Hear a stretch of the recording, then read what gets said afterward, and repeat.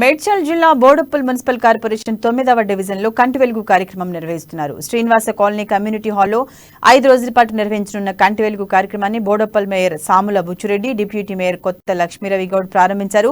ఉదయం 9 గంటల నుండి సాయంత్రం 4 గంటల వరకు వైద్య పరీక్షలు నిర్వహించనున్నట్లు తెలిపారు. కంటి సమస్యలు ఉన్నవారు పరీక్షలు చేయించుకొని మందులు తీసుకోవాలని, కళ్లద్దాలు అవసరమైన వారికి కళ్లద్దాలు అవసరమైన వారికి కంటి ఆపరేషన్ చేస్తామని చెప్పారు. ఈ అవకాశాన్ని డివిజన్ ప్రజలు సద్వినియోగం చేసుకుని కంటి పరీక్షలు చేయించుకోవాలని కార్పొరేటర్ లావణ్య శేఖర్ రెడ్డి, సీస వెంకటేష్ గౌడ్ సూచించారు. కార్యక్రమంలో కాలనీ వాసులు పెద్ద సంఖ్యలో పాల్గొన్నారు.